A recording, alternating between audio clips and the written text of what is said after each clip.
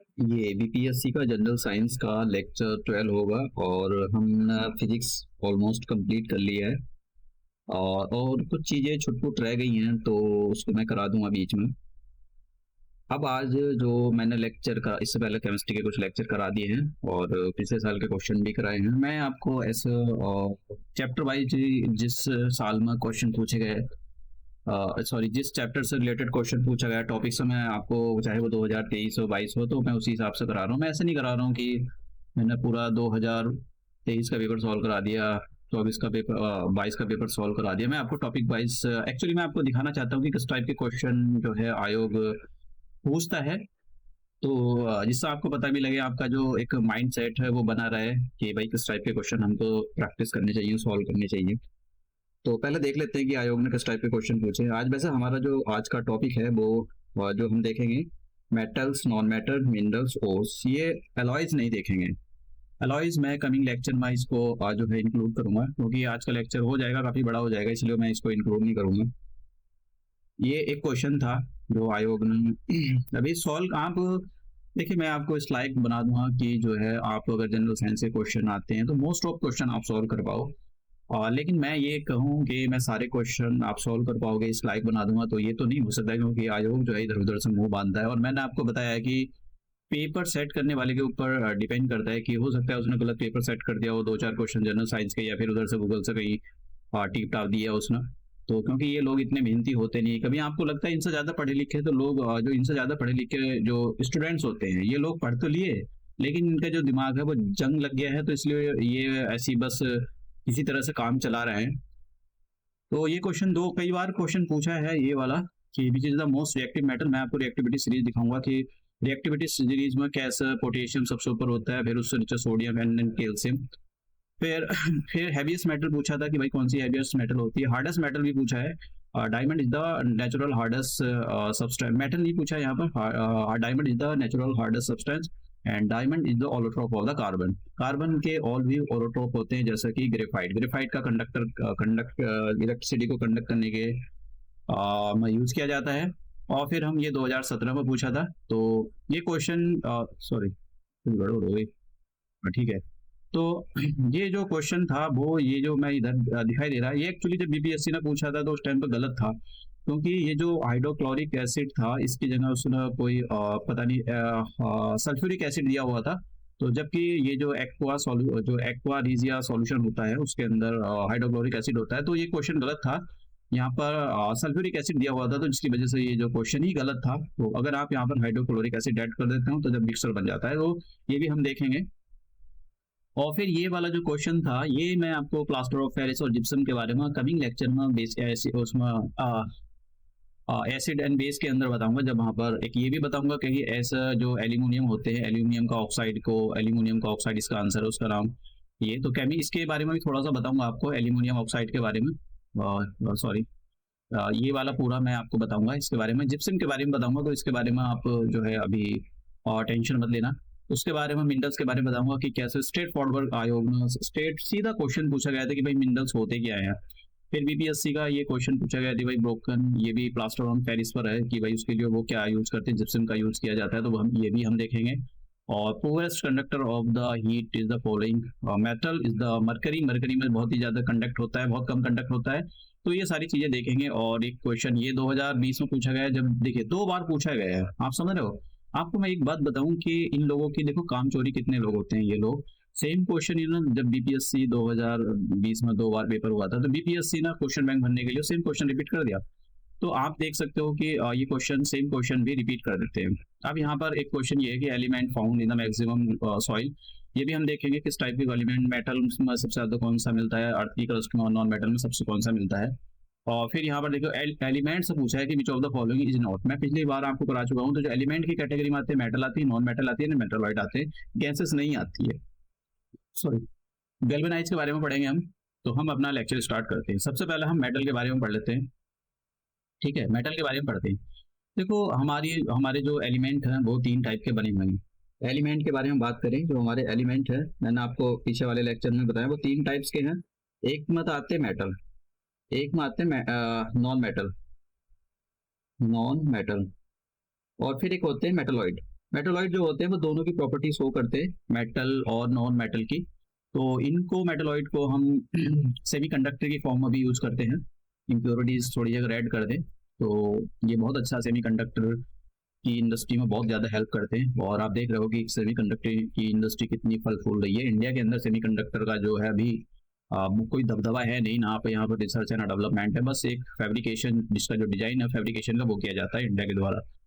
अब मेटल के बारे में आपको कुछ थोड़ी सी जानना चाहिए कि जो मेटल होती है, मैं आपको जरा यहाँ पर देखो, ये तो इस टेबल के बारे में आपको पता होना चाहिए। और इससे भी पहले आप कुछ चीजें समझो। देखो, ये जो मेटल होती हैं, मेटल हमेशा डोनर होती है। डोनर का मतलब मेटल के आउटर मोस्ट सेल में देखो ऐसे होती है सेल, ये जो मान लो इलेक्ट्रॉन जो है इस टाइप की सेल में घूमता है, ये ऐसी सेल में घूमता है, इसको के, इनका नाम दिया गया एनर्जी सेल भी बोलते हैं इनको, एनर्जी लेवल भी बोलते हैं इनको, के एल एम और फिर ये एन, इस टाइप से ये होती है। इलेक्ट्रॉन इनमें घूमते रहते हैं।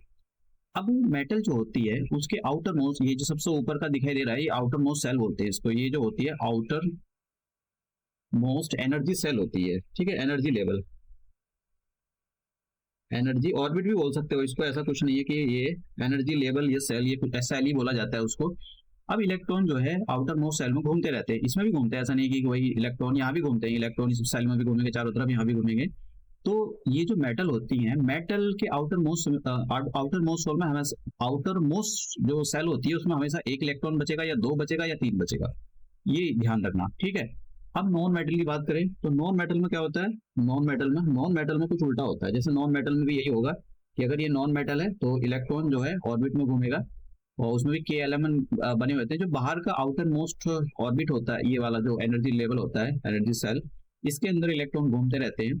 और इसके अंदर जो है इलेक्ट्रॉन की डेफिशिएंसी मिलेंगी। इसके अंदर कितने इलेक्ट्रॉन मिलेंगे, इसके अंदर आपको मिलेंगे या तो 7 मिलेंगे आउटर मोस्ट सेल में, जो नॉन मेटल होती है, या फिर कितने मिलेंगे, 6 मिलेंगे, और या फिर 5 मिलेंगे। अगर इसके अंदर 7 इलेक्ट्रॉन है तो इसका मतलब एक इलेक्ट्रॉन की इसमें कमी है, तो मेटल इसको एक इलेक्ट्रॉन दे देगा। अगर इसमें 7 इलेक्ट्रॉन नॉन मेटल में घूम रहे आउटर मोस्ट सेल में, तो इसको अपना जो है जो इलेक्ट्रॉनिक कॉन्फ़िगरेशन ऑब्टेन करने के लिए 8 इलेक्ट्रॉन चाहिए होते हैं, तो ये 2 इलेक्ट्रॉन जो है इसको मेटल प्रोवाइड कर देगी। अगर नॉन मेटल के आउटर मोस्ट सेल में 5 इलेक्ट्रॉन खाली पड़े हैं तो मेटल उसको 3 इलेक्ट्रॉन दे देगी, समझ गए। तो इस टाइप से मेटल से जो है इलेक्ट्रॉन नॉन मेटल की ओर आते हैं, और मेटल पर पॉजिटिव चार्ज हो जाता है, आयन बन जाते हैं, और ये निगेटिव आयन बन जाते हैं नॉन मेटल। तो ये सब प्रोसेस चलता है। तो इसमें इसी पर बीपीएससी ने क्वेश्चन पूछा था कि भाई मेटल जो होते हैं, मेटल की क्या कॉन्फ़िगरेशन होती है, तो मैं ये क्वेश्चन सॉल्व कराऊंगा आपको।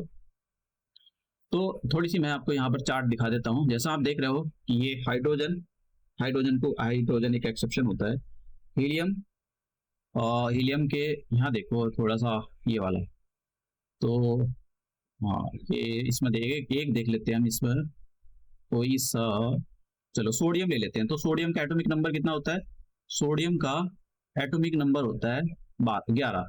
तो अगर हम इसको तोड़े तो देखो कैसे तोड़ेंगे, इसको ब्रेक करने का तरीका ये होता है, मैं यहाँ पर इसको हटा देता हूँ।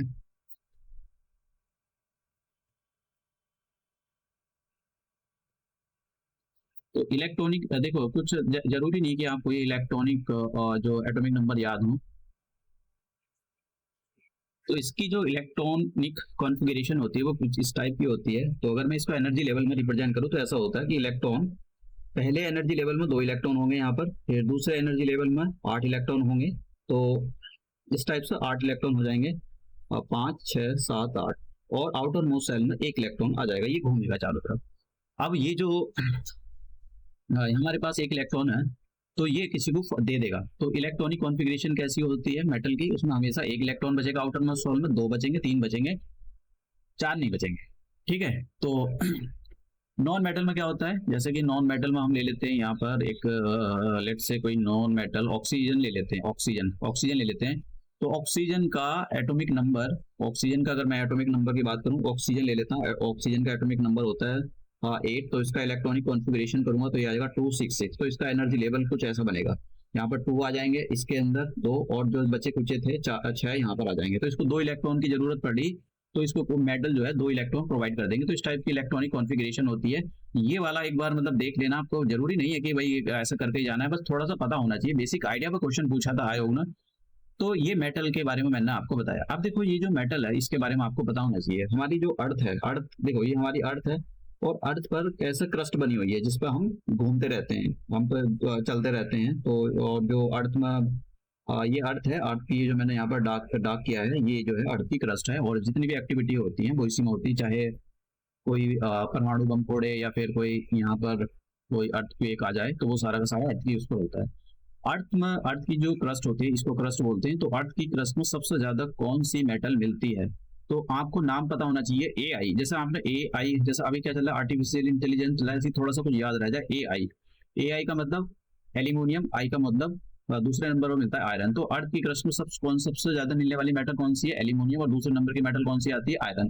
तो आपको कुछ थोड़ा सा याद रह जाए तुक्केबाजी कर तो अच्छी बात है। देखो किसी ना किसी तरह से एग्जाम पास करना होता है फ्री का। मेन मतलब मैं ये नहीं कहता कि आपको उसमें कोई तुक्केबाजी या फिर कोई उसमें तो आपको जो कॉन्सेप्ट की क्लियरिटी होनी चाहिए। अब बात करते हैं यहाँ पर इनकी जो प्रॉपर्टी होती है, मेटल की क्या प्रॉपर्टी होती है, और काफी यहाँ से क्वेश्चन पूछे गए हैं। देखो इसके अंदर जो कुछ मेटल होती हैं, पहले यहाँ पर कुछ देख लेते हैं। यहाँ पर ये वाला, ये रिएक्टिविटी सीरीज है। एक ये जो सीरीज आप देख रहे हो ना, ये बहुत बड़ी सीरीज है, रिएक्टिविटी सीरीज।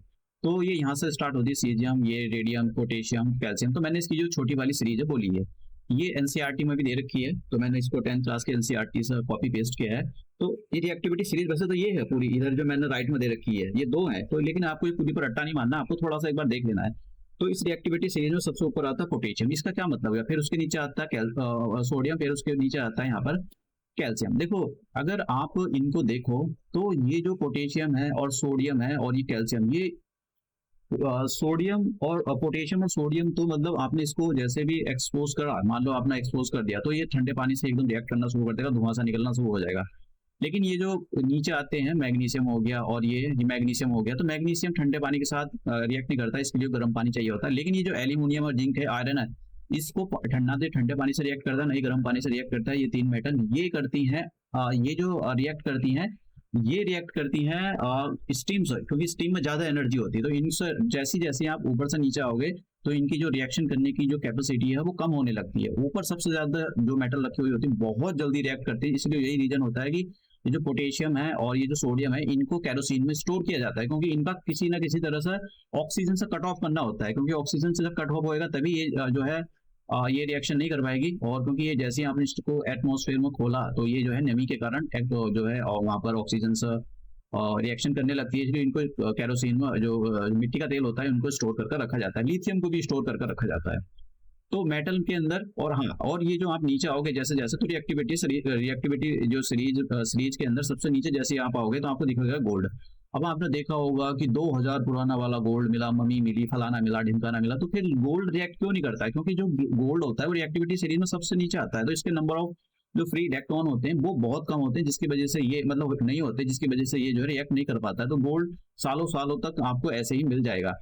तो लेकिन गोल्ड को भी अगर आपको रिएक्ट कराना है तो अभी हम देखेंगे उसके अंदर एक्वा रिजिया सॉल्यूशन देखेंगे। भाई ये कैसा हाइड्रोक्लोरिक और नाइट्रिक एसिड का जो मिलन, मतलब एक सॉल्यूशन बनाकर इसको भी आप मतलब करोड़ करा सकते हो, तो वो हम देखेंगे। अब हाँ, यहाँ पर हम थे इसके अंदर। तो गोल्ड और सिल्वर जो होते हैं सबसे नीचे आते हैं, तो ये बहुत कम मतलब जो रिएक्ट करते हैं। अब यहाँ पर कुछ एग्जांपल है कि gold and the silver are the some of the best malleable. ये करने की जरूरत नहीं, मैलिएबल ऑब्जेक्ट ये बहुत कम आता है, लेकिन फिर भी देख लेना कि मैलिएबल ऑब्जेक्ट क्या होते हैं। मतलब मैलिएबल का मतलब ये होता है कि आप थोड़े से उसको छेद छेद कर थोड़ा थोड़ा थोड़ा एक पतला सा पत्ता बना सकते हो, बहुत पतला सा पत्ता गोल्ड का, वो जरा सी भी गोल्ड की फॉइल बना सकते हो, बहुत पतली बना सकते हो। ठीक है, सिल्वर और गोल्ड की। और मोस्ट डक्टाइल का मतलब होता है कि इसका मतलब ये हो गया गोल्ड सबसे डक्टाइल, मतलब गोल्ड को आप पीट पीट को एक पतला सा वायर बना सकते हो, पतला सी जो है वायर आप बना सकते हो, बहुत पतली वायर। इवन यहाँ पर लिखा हुआ है कि 2 किलोमीटर लॉन्ग तक दूर तक चली जाती है। 1 ग्राम गोल्ड लो, उसको इतना बारीक पतला कर दो कि उसका जो है 2 किलोमीटर तक का जो है एक डिस्टेंस बन जाता है, इतना 1 ग्राम गोल्ड कवर कर लेता है। अब बात करते हैं, ये काफी इंपॉर्टेंट है कि जो सबसे best conductor of the heat and the electricity is the silver. Silver जो है बेस्ट कंडक्टर है किसकी? Of the heat end of the electricity. तो इलेक्ट्रिसिटी के मामले में सबसे अच्छा जो मेटल माना जाता है, जो सबसे अच्छी कंडक्टिविटी करता है, वो सिल्वर होता है। हीट की भी करता है और ये जो इलेक्ट्रिसिटी होती है उनकी भी करता है। तो इलेक्ट्रिसिटी के मामले में मेटल बेस्ट कंडक्टर, ये मरकरी जो सिल्वर है, silver is the best conductor of the electricity. और silver is the best conductor of the heat. तो ये पॉइंट आपको याद करने की जरूरत है। अब देखो, मोस्ट ऑफ जो मेटल होती हैं वो सॉलिड फॉर्म में मिलती है। रूम टेम्परेचर की बात करें हम, रूम टेम्परेचर का मतलब जिस टेम्परेचर पर आप बैठे हुए हो, तो मरकरी एक ऐसा मेटल है जो कि रूम टेम्परेचर पर ये लिक्विड फॉर्म में मिलता है, मरकरी। और ये मरकरी जो होता है ये पुअर कंडक्टर होता है, इसके बारे में आपको बताना चाहिए। मेटल जो होती है, मोस्ट ऑफ मेटल जो है वो इलेक्ट्रिसिटी को कंडक्ट करती है, लेकिन ये जो मरकरी है ये इलेक्ट्रिसिटी को कंडक्ट नहीं करता, पुअर कंडक्टर माना जाता है हीट का ये। तो हीट का पुअर कंडक्टर की वजह से इसलिए थर्मामीटर में इसको यूज किया जाता है। तो अब ये यहाँ पर सिल्वर से अच्छा, जो हम जो सिल्वर के वायर क्यों नहीं यूज करते हैं, तो उनको पता है, तुमको पता है कि जितने चोर वैसे बड़े हैं यहाँ पर। सिल्वर तो सिल्वर अंदर से भी मतलब निकाल लेते हैं, वो जैसे कॉपर हो गया, कॉपर को भी निकाल लेते हैं, कॉपर की भी चोरी कर लेते हैं, फिर गोल्ड, ये इनको तो क्या ही छोड़ेंगे गोल्ड वोल्ड को। तो सिल्वर याद रखना। और ये रिएक्टिविटी सीरीज मैंने आपको बता दी है। अब बात करते हैं, मैंने आपको बता दिया कि पोटेशियम और जो सोडियम होता है बहुत ज्यादा रिएक्टिव, बहुत ज्यादा मतलब रिएक्शन कर लेता है, इसलिए इनको केरोसिन में स्टोर करके रखा जाता है। आपसे पूछा जाए कि भाई ये बताओ कि पोटेशियम और सोडियम को जो है आप क्यों केरोसिन में स्टोर करके रखते हैं, तो उसका एक रीजन यही होता है कि इसकी जो है ऑक्सीजन से कहीं ये रिएक्शन ना कर ले, और रिएक्शन करेगा तो धुआं सा निकलेगा, फिर धुआं सा लगे निकलेगा तो मतलब आग लग जाएगी, इसलिए जो है इसको केरोसिन में स्टोर करके रखा जाता है। एक और होता है लिथियम, लिथियम को भी जो है इसमें भी इसको केरोसिन में स्टोर करके रखा जाता है, इनका भी यही रीजन होता है। अब जो यहाँ पर कुछ ये काफी इंपॉर्टेंट है, तो मोस्ट ऑफ देखिए मैंने जैसे बताया कि जो ये पोटेशियम और जो सोडियम, ये दो मेटल ऐसी हैं, मतलब ऊपर वाली मेटल ऐसी होती है कि ठंडे पानी से भी रिएक्ट कर लेती है। मतलब आपने इसको थोड़ी जरा सी नमी मिली नहीं, इसमें तो धुआं सा निकलना शुरू हो जाता है।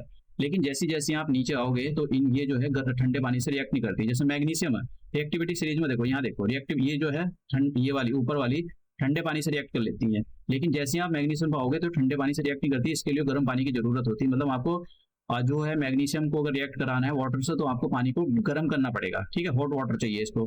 फिर रिएक्टिविटी सीरीज में आप जैसे ही नीचे आओगे तो आपको मिलेगा एल्यूमिनियम और जिंक, ये ऐसी मेटल होती हैं, और आयरन। तो आपको ना तो ठंडे पानी से रिएक्ट करती है ना गर्म पानी से, आपको चाहिए एकदम स्टीम, एकदम खवलता हुआ पानी, स्टीम। स्टीम के अंदर ज्यादा हीट होती है, तो स्टीम से ये जो है रिएक्ट करती है। तो metal like the aluminium and the ये don't react with cold water और hot water, they react with the steam. तो स्टीम के साथ में बहुत ज्यादा रिएक्ट करती हैं, तो इसके बारे में आपको बताना है। सिल्वर, गोल्ड और प्लेटिनियम रिएक्टिविटी सीरीज में सबसे नीचे आते हैं। इनको आप इनको जो है आप गर्म खबलता खबलता पानी डालो या फिर स्टीम डालो, इनको कोई असर होता नहीं है, क्योंकि ये जो है बहुत कम इनके नंबर ऑफ फ्री इलेक्ट्रॉन होते हैं, तो इसलिए जो है ये रिएक्ट नहीं करती, बहुत कम करती है।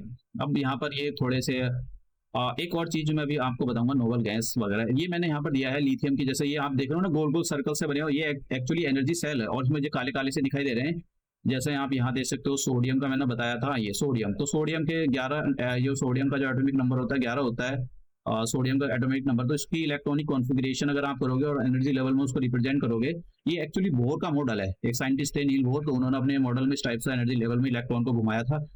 तो इसमें ये जो न्यूक्लियस है और इस चारों तरफ 2 इलेक्ट्रॉन घूम रहा है पहले एनर्जी लेवल में, फिर उसके बाद में 8 घूमेंगे, फिर 2 घूमेंगे, सॉरी 1 घूमेगा। तो ये जो फालतू इलेक्ट्रॉन होता है फिर ये नॉन मेटल के साथ मतलब ये यहाँ से छोड़ेगा और नॉन मेटल पर चला जाएगा। तो ये जो सोडियम है, सोडियम भी स्टेबल, जो सोडियम है ये भी स्टेबल हो जाता है, अपना एक आयन सोडियम आयन बन जाता है। फिर बात करते हैं नॉन मेटल की। तो नॉन मेटल में देखो, सबसे पहले तो आपको ये बताना चाहिए कि जो नॉन मेटल है, अर्थ की क्रस्ट में सबसे ज्यादा नॉन मेटल कौन सी मिलती है। जैसा आप अपना मोबाइल यूज करते हो, तो मोबाइल के अंदर क्या होता है, ऑपरेटिंग सिस्टम ओएस होता है। ऐसे ही आपको याद रखना है कि जो हमारी अर्थ की क्रस्ट है उसमें सबसे ज्यादा ओएस मिलता है। ओ का मतलब हो गया ऑक्सीजन, एस का मतलब हो गया सिलिकॉन। तो 2-3 चीजें याद रख लेना, क्योंकि सिलिकॉन जो है सेमीकंडक्टर की इंडस्ट्री में इसने मतलब एक तहलका मचा रखा है, तो सिलिकॉन बहुत जरूरी होता है हमारे लिए। तो ये इस टाइप से आपको क्वेश्चन पूछे जा सकते हैं, मैं आपको दिखाऊंगा भी, दिखाई भी मैंने क्वेश्चन किस टाइप के क्वेश्चन पूछे जा सकते हैं। कुछ चीजों के बारे में देख लेते हैं कि भाई कौन सा सॉफ्ट है कौन सा हार्ड है, ये यहाँ पर काफी पूछे जाते हैं। अगर नॉन मेटल की बात करें तो नॉन मेटल जनरली बहुत सॉफ्ट मिलती है, लेकिन diamond is the only non metal that is the hardest natural substance known to human history. तो ये सबसे ज्यादा हार्डेस्ट नेचुरल सब्सटेंस है, इसी बार आयोग ने क्वेश्चन पूछा है। अब नॉन मेटल इलेक्ट्रिसिटी कंडक्ट नहीं करती, लेकिन नॉन मेटल के अंदर जो कुछ जैसे कार्बन हो गया, कार्बन के ऑलोट्रॉप हो गए, जैसे कि ग्रेफाइट हो गया, तो ग्रेफाइट इलेक्ट्रिसिटी कंडक्ट करता है। इसको क्वेश्चन पूछेगा, कभी आप सोच रहे हो कि मैं इनको वैसी बेवजह पढ़ रहा हूँ, तो इन पर नॉन जो मेटल होती है वो इलेक्ट्रिसिटी कंडक्ट नहीं करती, लेकिन ग्रेफाइट जो है कार्बन का ऑलोट्रॉप है, डायमंड भी ऑलोट्रॉप है उसका। तो ये जो ग्रेफाइट है ये इलेक्ट्रिसिटी कंडक्ट करता है। तो ये बहुत अच्छा ही एक मतलब सस्ते में मिल जाता है और बहुत अच्छी इलेक्ट्रिसिटी कंडक्ट करता है। ये नोबल गैसेस दे रखी है, नोबल गैसेस कौन कौन सी है ये आपको पता होना चाहिए, इस पर क्वेश्चन पूछा गया है। मैं अगर आप ये सीरीज फॉलो कर रहे हो तो मैं ना आपको पीछे नोबल गैसेस के बारे में दिखाया कि कैसे नोबल गैस पे क्वेश्चन पूछा था। 4 गैसेस दे रखे थे, उनमें से पूछा था इनमें से कौन सी नोबल गैस है या नहीं है। मुझे एग्जैक्टली क्वेश्चन नहीं रहा, लेकिन नोबल गैस पे क्वेश्चन पूछा गया है। नोबल गैसेस जो होती है, अगर उनकी इलेक्ट्रॉनिक कॉन्फ़िगरेशन देखा जाए तो उनके आउटर मोस्ट शेल में तो 2 मिलेंगे इलेक्ट्रॉन या 8 मिलेंगे। उनके पास ना तो लेने के लिए फालतू इलेक्ट्रॉन और ना तो उनके पास देने के लिए फालतू इलेक्ट्रॉन होता है, ना ही लेने के लिए फालतू इलेक्ट्रॉन जो इलेक्ट्रॉनों की कमी होती है, इसलिए इनको नोबल बोला जाता है और ये नोबल गैसेस बोला जाता है। और ये जो है किसी के साथ भी रिएक्ट नहीं करती है। तो इन गैसेस के बारे में आपको बताना चाहिए। हीलियम का जो एटॉमिक नंबर होता है 2 होता है। इलेक्ट्रॉनिक कॉन्फ़िगरेशन करोगे तो 2 आएगा। नियॉन का होता है 10, तो तोड़ोगे इसको तो 2 8। फिर उसके बाद में आ जाएगा आर्गन, क्रिप्टॉन, जेनॉन और रेडॉन। तो ये गैसेस के नाम आपको पता होना चाहिए। इसकी इलेक्ट्रॉनिक कॉन्फ़िगरेशन अगर पता भी ना हो तो आपको मतलब ये तो पता होना चाहिए कौन कौन सी ये गैसेस जो है।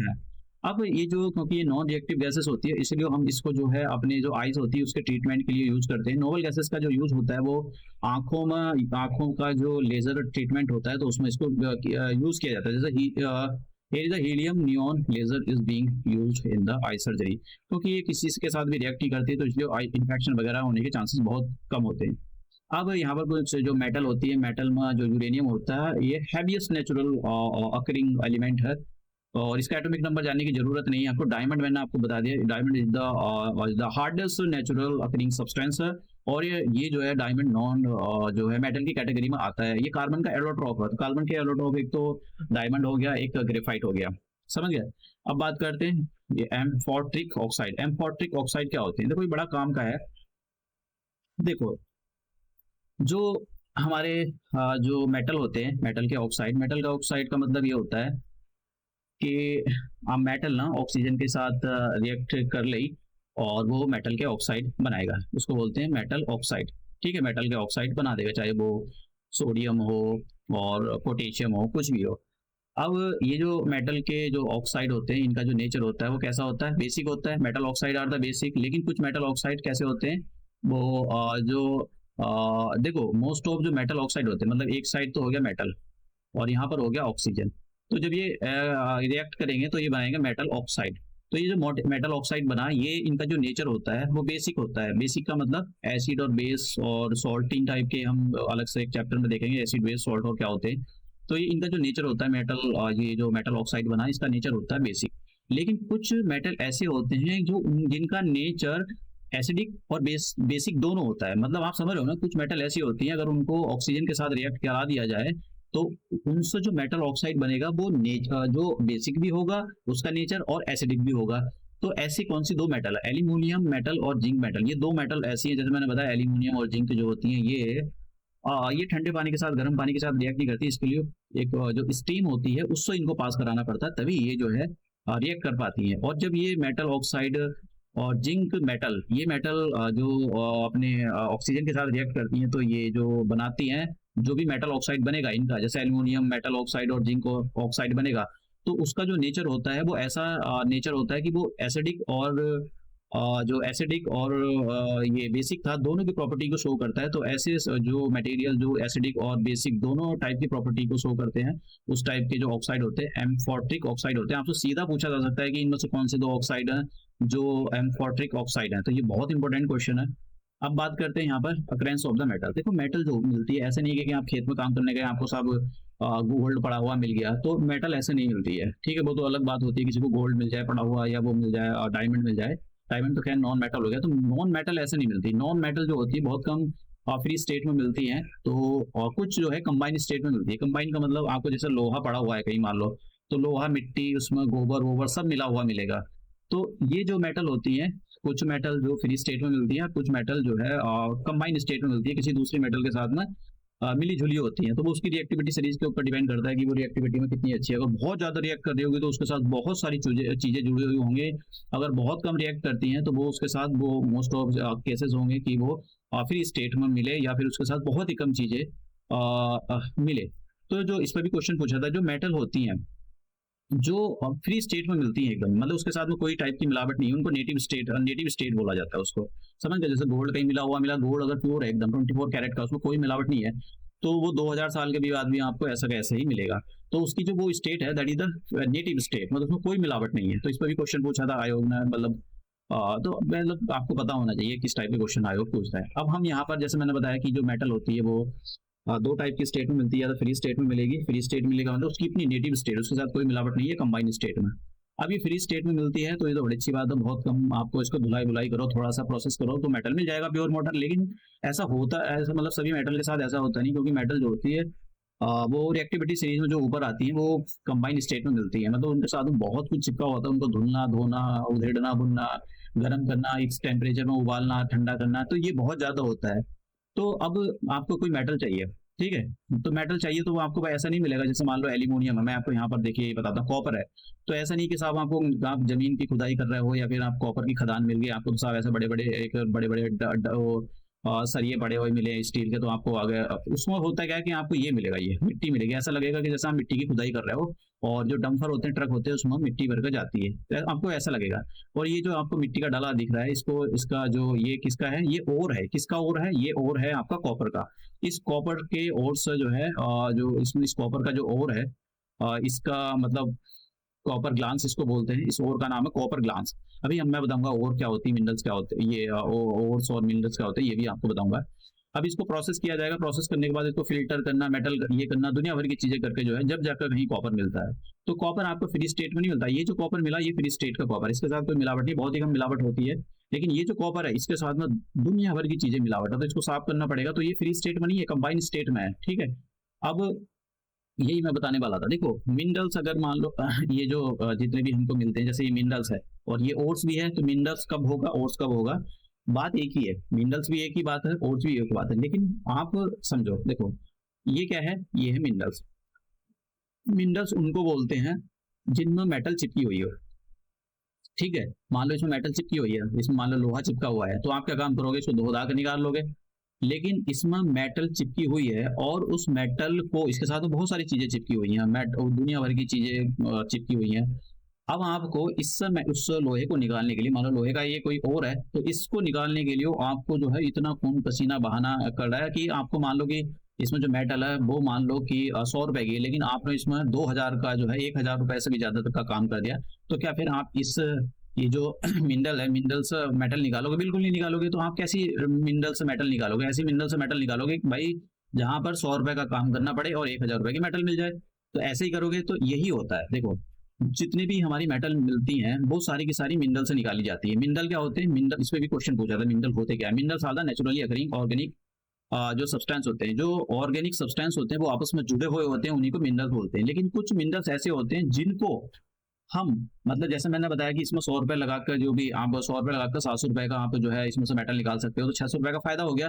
तो इसे क्या इकोनॉमिकली बेनिफिट दे रहे हैं आपको और आसानी से निकल रहा है। तो ऐसे मिनरल्स जिनसे हम आसानी से मेटल एक्सट्रैक्ट कर सकते हैं उन्हीं को ओर्स बोलते हैं, समझ गए आप। तो ओर्स और मिनरल एक ही बात होती है, लेकिन ऐसे मिनरल्स जिनसे हम मेटल को एक्सट्रैक्ट कर सकते हैं उनको ओर्स बोला जाता है, बहुत ही आसानी के साथ में, ठीक है। बहुत ही आसानी का मतलब यही होता है कि भाई उसमें पैसा भी हो रहा है, प्रॉफिटेबल ही, मतलब जो मैंने बताया आपको। अब ये यहाँ पर जैसा कि आपको सोडियम निकालना है, तो सोडियम के ओर का क्या नाम है, रॉक सॉल्ट। आपको एल्यूमिनियम निकालना है, एल्यूमिनियम निकालना है, अभी मैं आपको दिखाऊंगा। तो ये बॉक्साइड है, तो किस टाइप का होता है ये भी दिखाऊंगा। मैग्नीशियम चाहिए आपको, मैग्नीशियम एटम, तो आपको इससे निकालना पड़ेगा। तो ये यहाँ पर जैसे मैंने अभी आपको बताया था कि अगर कॉपर निकालना है तो कॉपर जो आपको कोई ऐसा नहीं मिलेगा, कॉपर की सरिये पड़ी हुई या बड़ी मोटी मोटी चादर मिल गई आपको, आया और सब उसको काटा फाटा आपने जो है कंस्ट्रक्शन में यूज कर लिया, वो आपको सब एक ऐसा लगेगा जैसे आप जो है वहां से मिट्टी की खुदाई कर रहे हो। तो वो जो खुदाई करते हैं वो उसमें उसको फिल्टर किया जाता है, बहुत सारा प्रोसेस करने के बाद वो आपको कहीं कॉपर मिलेगा। तो अभी इनके बारे में हम देखेंगे। जैसे मैंने यहाँ पर कॉपर के बारे में बता दिया कि कॉपर प्रोसेस करेंगे, ये और है, ये समझ गए, ये और मिलेगा आपको ऐसा। आप डंपर में ले जाओगे, इसको मशीनों में डालोगे, फिल्टर करोगे, ये करोगे, जब तक आपको स्टील मिलता है। ऐसा प्रोसेसिंग में बहुत टाइम लगता है। अब इसके बारे में बात कर लेते हैं, ये क्या है, मरकरी। अब आप कहोगे ये मरकरी कैसे होगी, मरकरी मरकरी तो ये है जो इधर मैं दिखा रहा हूँ भैया, ये मरकरी है, लेकिन ये फ्री स्टेट में नहीं मिलती है। तो इस ये जो ये इसको बोलेंगे और। और अब हम क्या करेंगे, पैसे लगाएंगे इसमें, इंजीनियरिंग लगाएंगे, मशीन लगाएंगे, फिल्टर करेंगे, ये करेंगे, फलाना करेंगे, तो इस ओर को क्या बोलेंगे, इस ओर को बोलेंगे, इस ओर का नाम है सीनाबार।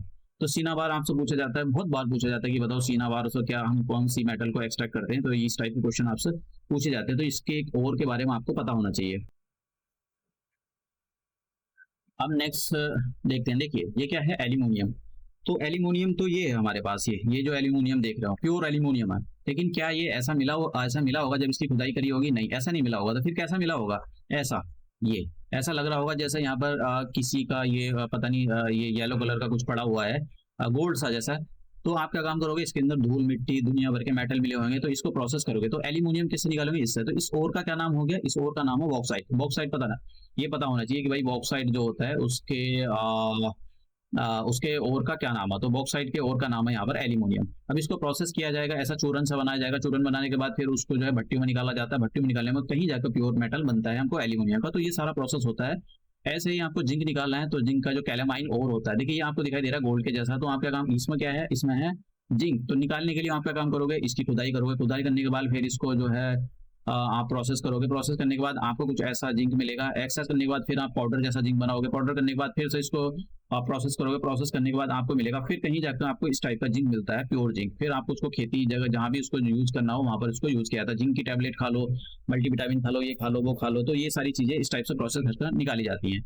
अब बात करते हैं कोरोजन। देखो मेटल जो होती है ना, मेटल को मेटल ऑक्साइड के साथ रिएक्शन, मतलब जो मेटल होती है ऑक्सीजन के साथ रिएक्ट कर लेती है, और फिर मेटल वो जो ऑक्सीजन होती है उनको खा जाती है। इस टाइप से आप देख लो ना इसको।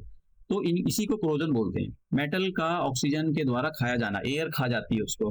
ठीक है, वो खा खा खा कर आपने देखा होगा इसके नीचे उसके रेड इस कलर का एक ब्राउन सब्सटेंस मिलता है। अब इसी को हम कोरोजन बोलते हैं। मतलब मेटल को धीरे धीरे मॉइस्चर, एयर, ये धीरे धीरे केमिकल रिएक्शन करके उसको खा जाती है। अब यहाँ पर कुछ मेटल ऐसी होती हैं जो जिनको कोई नहीं खा सकता है, जैसे कि गोल्ड हो गया, प्लेटिनियम हो गया। क्यों? तो मैंने आपको रिएक्टिविटी सीरीज में दिखाया था।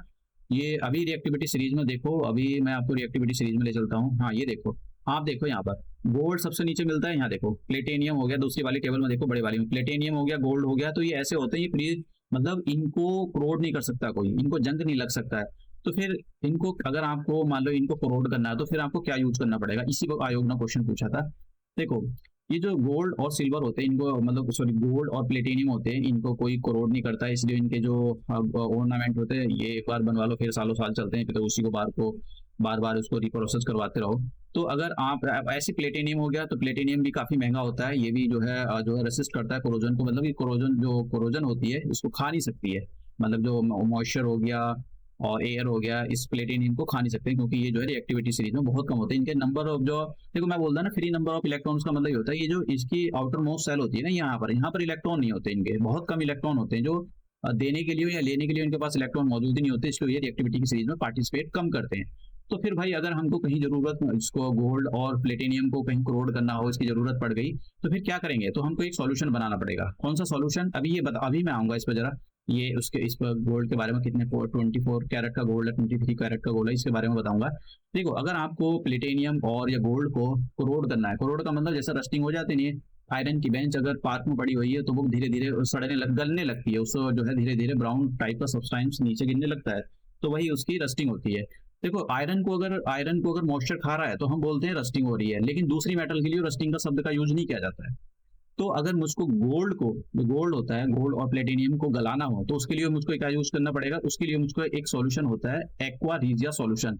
ये एक्वा रिजिया सॉल्यूशन बनता कैसा है? देखो, एक्वा रिजिया सॉल्यूशन बनाने के लिए आपको दो जो कॉन्सेंट्रेटेड एसिड की जरूरत होती है। कौन कौन से? एक तो ये नाइट्रिक एसिड को ऐसे लिखा जाता है HNO3। एक तो नाइट्रिक एसिड, एक दूसरे एसिड की जरूरत होती है हाइड्रोक्लोरिक एसिड HCl। तो ये कितना होना चाहिए नाइट्रिक एसिड? इनका जो रेशियो है 3:1 रेशियो होना चाहिए। तो इनके मिलाने से जो भी एक तो सॉल्यूशन बनता है उसको एक्वा रिजिया सॉल्यूशन बोलते हैं। और ये जो ऐसा सॉल्यूशन होता है गोल्ड और प्लेटिनियम, इनको भी गला देता है। आप समझ गए? तो इसी पर आयोग ने क्वेश्चन पूछा था। तो ये कितना, अब उसने आयोग ने जो क्वेश्चन पूछा था वो गलत था। उसने नाइट्रिक एसिड तो ठीक दे दिया था, लेकिन इसकी जगह सल्फ्यूरिक एसिड यूज कर लिया था। देखो, ये जो एक्वा रिजिया सॉल्यूशन होता है ये तभी तैयार होता है कि नाइट्रिक एसिड होना चाहिए, और सॉरी मैंने यहाँ पर गलत बता दिया, रेशियो मैंने गलत बता दिया कि जो नाइट्रिक एसिड होता है, नाइट्रिक एसिड का मतलब हो गया ये HNO3 और HCl।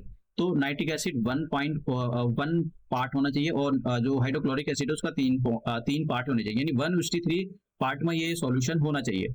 तो इनको अगर इस पार्ट में मिला दिया जाए तो हमारे पास जो सॉल्यूशन बनता है वो एक्वा रिजिया सॉल्यूशन बनता है। और इसमें फिर हम गोल्ड को डिप करा दो तो वो उसको भी गला देगा, और प्लेटिनियम को भी डिप करा दो तो उसको भी गला देगा। अब ये जो यहाँ पर आयोग का क्वेश्चन था, आयोग के क्वेश्चन में उसने यहाँ पर हाइड्रोक्लोरिक एसिड ना देखा, सल्फ्यूरिक एसिड दे रखा था, तो वो गलत था। एक्वा रिजिया सॉल्यूशन जो बनता है वो हमेशा एक्वा ये इस जो नाइट्रिक एसिड होता है और जो हाइड्रोक्लोरिक एसिड है 1:3 रेशो के रेशो में मिलाने से ही बनता है। तो ये काफी इंपॉर्टेंट क्वेश्चन था। अब रस्टिंग, जैसे मैंने बताया कि अगर आयरन को मॉइस्चर खा रहा है तो हमको बोलते हैं, उसके लिए शब्दों का यूज किया जाता है रस्टिंग। अदरवाइज दूसरी मेटल के लिए, जैसे गोल्ड को खा रहा है, गोल्ड को तो नहीं खाएगा, जो दूसरी चीजें होती हैं उसके लिए हम रस्टिंग नहीं बोलते, उसके लिए हम बोलते हैं कोरोजन। तो एक ही काम है, बस नाम अलग अलग हो गए। तो मेटल के लिए, जो हमारे पास मेटल होती है उनके लिए कोरोजन शब्द का यूज करते हैं कि भाई जो है मॉइस्चर और जो ये इसको धीरे धीरे मेटल को खा रही है। लेकिन अगर आयरन को खा रही है तो तब हम उसको रस्टिंग बोलते हैं। तो ये रस्टिंग के कैसे बचाओगे आप, ये मैं आपको बता देता हूँ कि रस्टिंग को भाई आप कैसे बचाओगे। तो एक तो आप पेंटिंग कर दो, अभी मैं आपको दिखाऊंगा कैसे पेंटिंग, और दूसरा आप क्या कर दो, पेंट कर दो, ऑयल लगा दो, तब भी आप बचा सकते हो। और एक तरीका और होता है कि जो टिन प्लेटिंग या क्रोमियम प्लेटिंग की, जैसे ये टंकी देख रहे हो आप कैसे एकदम चमक रही है, तो इसको जल्दी से पानी में ही रहती है हर टाइम। तो पानी में जब रहती है तो फिर क्या करोगे, इसको इसके साथ या तो एलॉय मिलाओ, कि तब भाई इसको इस साथ किसी के साथ मिला दिया, इसको इस टाइप इतना हार्ड बना दो कि इस पर जो रस्टिंग भी काम ना करे। तो यहाँ पर कुछ चीजें हैं जो रस्टिंग को रोका जा सकता है। कैसे रोक सकते हो आप, एक तो रस्टिंग मतलब जो आयरन होता है, आयरन को जो मॉइस्चर है ना खाए, तो उसके लिए आप क्या काम करोगे, एक तो गैल्वेनाइजेशन करोगे। गैल्वेनाइजेशन क्या होता है कि मान लो कि आपके पास कोई मेटल है लोहे का, तो आप क्या करो, उस पर जिंक ऑक्साइड, जो जिंक का मेटल होता है उसकी लेयर लगा दो, ठीक है, तो ऊपर से लेयर लग जाएगी। तो जब उसी को बोलते हैं हम गैल्वेनाइजेशन। तो गैल्वेनाइजेशन क्वेश्चन को पूछा गया था, आयोग ने क्वेश्चन पूछा है कि बताओ गैल्वेनाइजेशन में कौन सी मेटल का यूज करते हैं। तो आयरन पर जो एक, जैसे आयरन की रॉड है ये, तो इसको आप जो है जिंक मेटल का, जो जिंक मेटल होती है उसके ऑक्साइड का, मतलब जिंक मेटल ऑक्साइड का इस पर जो है ऊपर से लेप लगा दो, तो इसी को बोलते हैं हम गैल्वेनाइजेशन। तो ये काफी अच्छा था, मतलब काफी अच्छा नहीं था क्वेश्चन, काफी अच्छा क्वेश्चन पूछा था। अब यहाँ पर ये पता नहीं कहाँ से आ गया इसको, तो ठीक है। अब देखिए ये क्या कर रहा है, ऊपर बंदा चढ़ा हुआ है आसमान में, ये पेंट कर रहा है। तो क्या क्यों कर रहा है, क्योंकि इसको रस्टिंग ना हो। अब देखिए ये क्या कर रहा है, अपनी साइकिल में, इसको ट्यूशन पढ़ने जा रहा है, तो ये क्या कर रहा है यहाँ पर ऐसा वो ये कर रहा है, ग्रीस लगा रहा है, तो तेल लगा रहा है, क्योंकि जब ये चले फ्रैक्शन ना हो, फिर इसको रस्टिंग भी ना हो। अब देखिए बाल्टी देख रहे हो आप, देखो सालों साल उसके दादा के जमाने की बाल्टी है ये, अब कब से चल रही है, क्योंकि इसने क्या कर दिया इस पर, इसने जो है गैल्वेनाइजेशन कर दिया, जिंक का पेंट कर दिया इस पर, जिससे जो है ये लोहे की जो बाल्टी है इसको और आयरन ना खाए इसको। अब यहाँ पर कोरोजन होता है एल्यूमिनियम, एल्यूमिनियम को कोरोजन होता है, तो उसको कैसे ठीक कर सकते हो, देखो एल्यूमिनियम ऑक्साइड की लेयर लगा दो, ठीक है, तो कैसे चमचमा आएगा। फिर वो कहेगा देखो कितना साइन कर रहा है, ले लो 500 रुपए का, 200, 3,000 रुपए का ले लो, तो आप लोग भी लोगे कि भाई कितना चमक रहा है। तो इस टाइप के जो क्वेश्चन आयोग ने पूछे थे। अब मैं आपको ले चलता हूँ क्वेश्चन की ओर, और फिर क्वेश्चन सॉल्व करते हैं। देखो ये पूछा है कि which of the following electron configuration of the metallic element, metallic element के मैंने आपको बताया, आंख बंद करके मत लगाना क्वेश्चन। मैंने बताया जो मेटल होते हैं उनके आउटर मोस्ट सेल में या तो एक इलेक्ट्रॉन मिलेगा, या 2 इलेक्ट्रॉन मिलेंगे, या 3 मिलेंगे। तो एक ही ये डी वाला ऑप्शन ऐसा जिसके आउटर मोस्ट सेल में 2 इलेक्ट्रॉन हो, तो आंसर हो जाएगा ये नॉन मेटल है, ये नोबल गैसेज है, ये नोबल गैसेज है। तो पहली 3 नहीं है, ये वाला नॉन मेटल। अगर आपसे पूछा जाए ये कौन सा है, ये नॉन मेटल है, और ये कौन सा है, ये है हमारे पास नोबल गैसेज। क्योंकि नोबल गैसेज के जो मैंने एक चीज यहाँ पर, हाँ ठीक है, जो नोबल गैसेस होती है, नोबल गैसेस के लास्ट में आपको जैसे हीलियम हो गया, तो हीलियम में 2 ही मिलेंगे, बाकी 8 मिलते हैं। तो उनके आउटर मोस्ट सेल में जो इलेक्ट्रॉन होते हैं वो 8 मिलते हैं। और नॉन मेटल में या तो 7 मिलेंगे, या 6 मिलेंगे, या 5 मिलेंगे। तो देखो ये नॉन मेटल है, ये जो है ये 2 लास्ट में जो लिखी हुई है, लास्ट में नहीं, पहली वाली और सी नंबर की, ये नोबल गैसेस है, और ये जो है ये मेटल है। मेटल के आउटर मोस्ट सेल में 1 इलेक्ट्रॉन, 2 इलेक्ट्रॉन, या 3 electron. Which is the most reactive metal, अभी मैंने आपको बताया पोटेशियम, रिएक्टिविटी सीरीज दिखाई थी तो पोटेशियम। अब आपको ऐसा तुक्काबाजी करके कि अक्कड़ बक्कड़ बम्बे हो, ये हो, वो फलाना हो, ढिमकाना, तो भाई ये तुक्केबाजी नहीं चलती है। आपको पीसीएस निकालना है तो आपको सीरियसली पढ़ाई करनी पड़ेगी। Which of the following hardest, ये अब कौन सा है, diamond. Diamond is a natural occurring substance, और डायमंड क्या है, एक नॉन मेटल। तो नॉन मेटल जनरली सॉफ्ट होती है, लेकिन डायमंड हार्ड होता है। हैवियस्ट मेटल, तो इसमें इस मेटल के अंदर यूरेनियम सबसे जो हैवियस्ट मेटल होता है। बात करते हैं हैवियस्ट मेटल अमंग द फॉलोइंग, तो इसके अंदर बता सकते हो आपको प्लेटिनियम। देखिए प्लेटिनियम सबसे ज्यादा यहाँ पर जो है हैवियस्ट मेटल है, क्योंकि प्लेटिनियम जो है काफी हैवी होती है इनके कंपैरिजन में। गोल्ड इज डिजोल्व, अब देखिए ये वाला क्वेश्चन गलत था। तो मैंने बताया कि अगर आपको गोल्ड किस में डिजोल्व कर सकते हो, किस में घोल सकते हो आप, गोल्ड घुलता नहीं, पानी के अंदर रख दो ऐसे रखा रहेगा। Mixture of the hydrochloric acid and the nitric acid, तो इसको एक्वा रिजिया सॉल्यूशन बोलते हैं। एक्वा रिजिया सॉल्यूशन में आप जो है गोल्ड को और प्लेटिनियम को डिजोल्व कर सकते हो, घोल सकते हो। तो आंसर हो जाएगा ये वाला आंसर। इसमें कोई घबराने की जरूरत नहीं। ये वाला जो क्वेश्चन है मैं आपको कमिंग जो स्लाइड है उसमें कराऊंगा, क्योंकि ये एक्चुअली मैंने बस रख दिया था, मुझको रखना नहीं चाहिए था, लेकिन मैंने सोचा एक बार दिखा भी दूंगा कि आयोग किस टाइप का क्वेश्चन पूछता है। तो इस वाले जो ये वाला ऊपर वाला क्वेश्चन था, इसको मैं जो कमिंग लेक्चर में कराऊंगा इसको। तो ये वाले जो क्वेश्चन थे मैं आपको कमिंग लेक्चर में कराऊंगा। अब यहाँ पर देखते हैं, मिनरल्स आर, सिंपल सी डेफिनेशन पूछी थी। मिनरल्स आर, मिनरल्स क्या होते हैं? लिक्विड, गैसेस, फलाना ढिमकाना, ये वो जो जो देखेगा ना, अच्छा नन ऑफ अबव ऐसा लगाएंगे। बहुत से तो तुक्केबाजी में यही लगाएंगे, तुक्का जो लगाना है जिनको यही लगाएंगे। अरे भैया तुक्केबाजी में काम निकलता है। और इनऑर्गेनिक सॉलिड होता है, सारे के सारे उसके ऑर्गेनिक चिपके हुए होते हैं। To protect the broken bone, plaster of the Paris is use. बताओ क्या यूज करता है? जिप्सम को यूज किया जाता है। ये अगर नहीं हो पता है तो मैं कमिंग लेक्चर में आपको बताऊंगा, इसके यूज भी बताऊंगा, जिप्सम को कहाँ पर यूज किया जाता है। सीमेंट इंडस्ट्री में इसको बहुत ज्यादा यूज किया जा रहा है। Forest conductor of the heat among the following, तो इनमें सबसे ऐसा कौन सा पोरेस्ट कंडक्टर था? मरकरी। आंसर मरकरी इसका, ठीक है, मैंने आपको बताया था mercury is the answer. Which of the following metal is liquid at the ordinary state? Mercury. आप समझ रहे हो? मरकरी का उसमें अगवाड़ा पिछवाड़ा सब को क्वेश्चन दे डाले उसमें। ये देखो, ये क्वेश्चन बहुत पुराना है, बहुत पुराना क्वेश्चन है, ये 90s का क्वेश्चन है, लेकिन 2000 में देखो ऐसा टपका है, लेकिन अलग फॉर्म में। आप समझ गए? तो ऐसा नहीं कि आपने कोई जो है प्राइवेट टेस्ट सीरीज में लेकर बैठ गए, आप दुनिया भर के अनाप शनाप क्वेश्चन दे रहे, क्वेश्चन को बदल लो, उसके बारे में पढ़ो थोड़ा, जब ही आगे हो सकता है। पता लगा आप एक क्वेश्चन करा, आगे बढ़ गया किसान, मैंने तो 20 टेस्ट सीरीज लगी, मेरा तो इस टाइम पक्का 100% बीपीएस से निकल जाएगा या फलाना निकल जाएगा ढिमकाना, ऐसा नहीं होता है। और फिर पता लगता है कि उसमें तो थोड़े से भी क्वेश्चन सॉल्व नहीं हो पाए। अब यहाँ पर जरा देखते हैं कि is no reaction between the steam and ये, वो बता सकता है कि कोई रिएक्शन हो सकती है। एल्यूमिनियम स्टीम के साथ रिएक्शन कर लेता है और आयरन कर लेता है। और बताइए इसके अंदर। अब दो ऑप्शन बचे, एक तो कार्बन बचा और एक इसके अंदर यहाँ पर बचा कॉपर। तो कॉपर और कार्बन में से एक आंसर होना चाहिए, लेकिन अगर आपने रिएक्टिविटी सीरीज को अच्छे से पढ़ा हो तो आप इसका आंसर दे सकते हो। मैं आपको रिएक्टिविटी सीरीज पे ले चलता हूँ। देखिए, आप जैसे जैसे नीचे आओगे तो इन पर ठंडे पानी, गर्म पानी, स्टीम का असर कम होना शुरू हो जाएगा। कॉपर को देखो, कॉपर कहाँ रहा? हाइड्रोजन में। तो कॉपर ना तो गर्म पानी के साथ रिएक्ट करे, ना ठंडे पानी के साथ रिएक्ट करे, ना ही उसको स्टीम से कोई फर्क पड़ता है। तो ये जो है इसके हिसाब से आंसर ये है कॉपर। समझ गए आप? तो रिएक्टिविटी सीरीज में तो अगर इनको आप ठंडा पानी मिला दोगे इनमें तो ये तो सूसू करने लगेंगे और इसमें से धुआं निकलेगा। ये मैग्नीशियम और ये जो देख रहे हो आप एल्यूमिनियम जिंक, इनमें आपको थोड़ा सा गर्म पानी मिलाना पड़ेगा जब जाकर ये रिएक्ट करते हैं। बाकी आप नीचे आओगे तो इनके लिए आपको बहुत ज्यादा जो है हीट अप्लाई करनी पड़ती है। जैसे इस पर कोई गर्म पानी का असर नहीं होता कॉपर में, इसको आपको जो है बहुत ज्यादा हीट देनी पड़ेगी। तो आंसर जो है कॉपर है। तो देखो, तुक्केबाजी से कोई काम नहीं चलता है। अगर कोई सोचे भाई मैं तुक्केबाजी से ये सब कुछ कर दूंगा तो मेरा हो जाएगा भला, एक दो क्वेश्चन तुक्केबाजी से चल गए, लेकिन सारे होने वाले नहीं है। तो हम इस पर थे, तो हमारा जो आंसर हो जाएगा वो हो जाएगा कॉपर। अब ये वाला question, which of the following है द हाईएस्ट मेल्टिंग पॉइंट? अब देखो यहाँ पर ये अपने आप में, मैं सच बताऊं तो इसको तो मैं यही बोलूंगा छोड़ दो भाई। क्यों? अब हाईएस्ट मेल्टिंग पॉइंट कैसे होगा? या तो आपको पता हो कि भाई किसका हाईएस्ट मेल्टिंग पॉइंट होगा, या फिर आप तुक्केबाजी में कुछ करो। तो ये इस टाइप के जो क्वेश्चन होते हैं, ऐसे जैसे मैं बता रहा था कि आपको हर क्वेश्चन आप सॉल्व नहीं कर सकते हो, तो उसमें से ये भी क्वेश्चन इन्वॉल्व है। हो सकता है ये आपका सही हो जाए, हो सकता है ये आपका गलत हो जाए। तो ऐसे क्वेश्चन के साथ में ज्यादा पंगा नहीं लेना चाहिए, और आता है तो ठीक है, अदरवाइज तो ये क्वेश्चन आपका निगेटिव मार्किंग में आपको ले बैठेगा। आंसर इसका वैसा बोरोन है ये। तो इस टाइप के क्वेश्चन, ऐसा नहीं क्योंकि गलती हो रहा है तो भाई आपकी कोई गलती है, ऐसी कोई दिक्कत नहीं है, क्योंकि सारे जो क्वेश्चन आप सॉल्व नहीं कर सकते, उसके अंदर बहुत सारे क्वेश्चन ऐसे होते हैं जो कि मतलब सॉल्व होंगे, लेकिन वो आपकी नाक में दम कर देंगे। नेक्स्ट क्वेश्चन, सेकंड क्या गड़बड़ कर रहा है?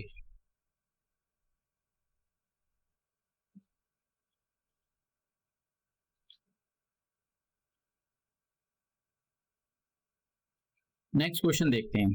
The element found maximum in soil layer. अब बताइए इसके अंदर सर, मैंने आपको दो तीन चीजें बताई, एक तो नॉन मेटल के बारे में बताया, एक मेटल के बारे में बताया, और यहाँ पर मेटल के बारे में मैंने नॉन मेटल के बारे में बताया था। जो अर्थ की क्रस्ट है, अर्थ की क्रस्ट में सबसे ज्यादा क्या मिलता है? अर्थ की क्रस्ट में AI मिलेगा, एल्यूमिनियम और आयरन। तो नॉन मेटल में क्या मिलता है? OS। OS मिलता है, OS में मतलब ऑक्सीजन। तो यहाँ पर ऑक्सीजन सबसे ज्यादा मिलता है। यहाँ पर लिखा है कि सॉइल लेयर, सॉइल लेयर का मतलब हो गया ये ऊपर वाली, ठीक है।